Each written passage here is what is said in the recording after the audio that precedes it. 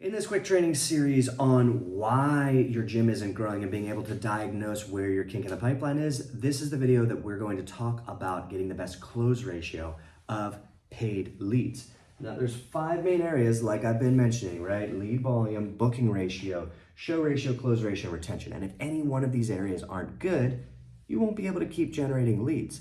Most people just think about lead volume, but we are going to be thinking on a slightly higher level than everyone else around us, and that's what helps us actually win this game. So, close ratio. The way that the close ratio works is you should assume that you need a better sales process for paid traffic leads than you do for leads that are coming in all on their own.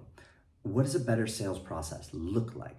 Well, I've done a whole training series on that and actually wrote a book on it as well. There'll be a link under this video. You can get the Gym Membership Sales book by clicking that link. There's some additional free resources at the link, or you can schedule time to talk with us at that link. But let me give you the short version right now.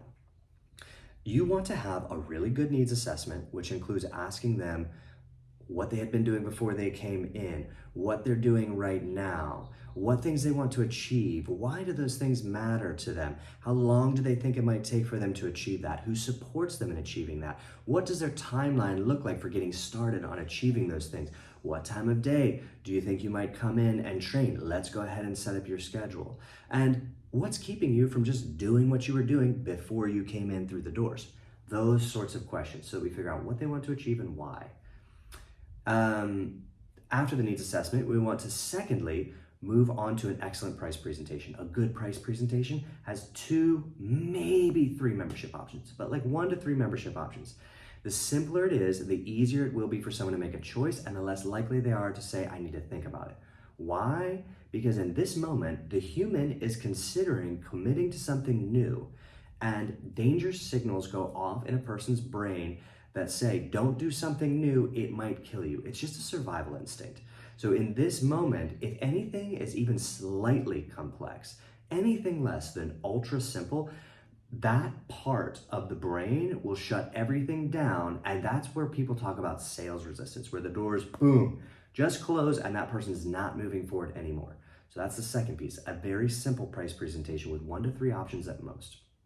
If you were to start in a facility like this, would you lean towards option A or would you lean towards option B? Notice the way I ask that is hypothetical, not pick one of these memberships to join right now. I say, if you were to join a facility like this at some point, do you think you might lean towards this sort of option? Or do you think you might lean towards that sort of option? Very low commitment, making it easier for someone to hypothetically make a decision. Or said even farther away, you could say, if you were observing your scenario, not you, but you watching you, what would you recommend for yourself? Would you recommend this plan or would you recommend a plan more like this?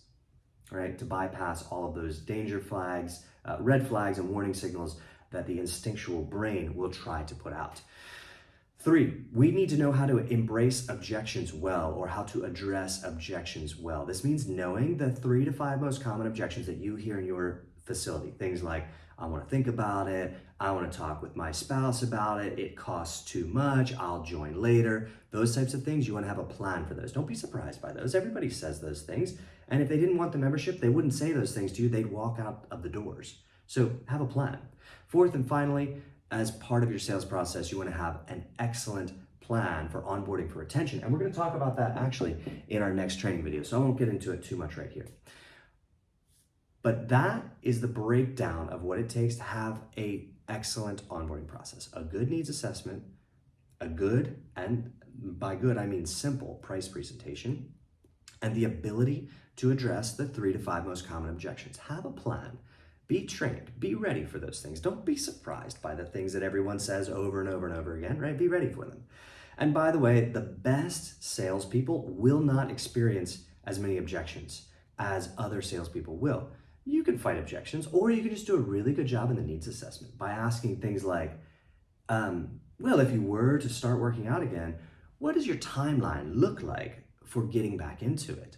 Or, okay, you want to achieve X, Y, and Z, who supports you in that?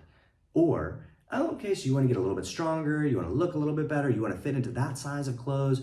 Okay, And will that benefit anyone else besides you? People immediately go to their family, to their spouse. And you ask, well, does your spouse support you in that? Oh, got it. And if you were to invest in a membership in a place like this, and you brought it home and said to your spouse, hey, I did X, Y, and Z, what do you think they might say? Get all that stuff out of the way before you present price. That's what it looks like to have a good price presentation. If you're doing that well, as an owner of a facility, you should be closing at more than 50% of your cold traffic if you do that well. As a team member in a facility like that, you should expect your team to close at 35 to 50% or better. You will find some champion salespeople who do better than that, but 35, 40, 45, 50% is decent for the average team. And there are teams who do much, much better than that. So that's a little bit about what to look for on the close ratio side of things, so you can diagnose what's between you and growing your facility. Now, in our next video, I'm gonna talk a little bit about what it looks like to have excellent retention and how to have excellent retention so that all this work you do generating these leads and booking these appointments and making sure they show up and making sure they close actually produces an ROI for your facility. So let's go there right now. By the way, if you want us to bring more people in through the doors for you, my team and I will generate the leads, we'll do the follow-up, we'll make sure they show up. That way, all you have to focus on is what's happening in your facility in real life. There's a link below this video. If you click that link, you'll see some additional free resources. You'll see the gym membership sales book, so you can do a deeper dive into some of these things, and you'll have the ability to schedule a call. If you decide to schedule a call, what someone from my team will do with you is they'll meet with you one-on-one and figure out with you if what we do is a good fit for your situation. Now, it's common for us to have a waiting list. It's not typical for us to be able to onboard someone right then and there. So when you come to that meeting, if it makes sense for you to get on the waiting list, or if we happen to have space to get you started right away, we will, if that's what you're looking for. But at a bare minimum, you'll walk away from that meeting with knowing whether or not it makes sense for you to work with our company. And if it doesn't make sense, we will recommend other resources and make sure that you're equipped to address whatever the biggest bottleneck to the growth of your facility is. So I'll see you in that next training video on getting an excellent retention ratio right now.